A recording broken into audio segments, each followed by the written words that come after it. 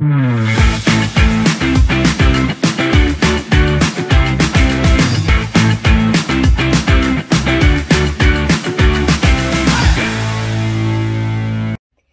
friends, I am Zanzan, the Gamer Man, with Overnight Games. Today I'm going to teach you how to play SwordCrafters. SwordCrafters is a 1 to 5 player game.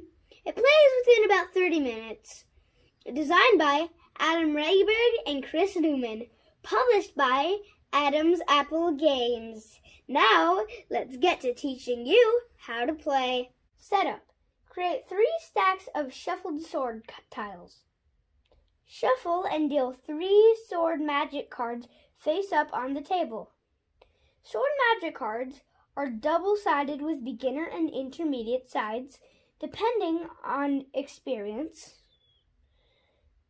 Give each player 1 pommel, 2 hilts, and 2 randomly selected sword guards. Starting player receives first player token. For a 4 to 5 player game, place randomly drawn sword tiles and forage in a 4x4 grid. For a 2 to 3 player game, remove 3 sword tiles of each color and create a 3x4 grid. Play. Phase 1, Slice. Starting with the first player, everyone takes 1 turn slicing in a straight line the sword tiles into separate groups. Each slice must break a larger group into 2 new groups.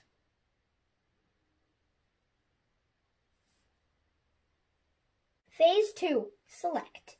Beginning with the starting player, each player selects 1 group of tiles.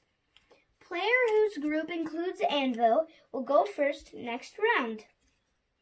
If the anvil group is not taken, first player token is passed to the left. Sword tiles not selected go back in box.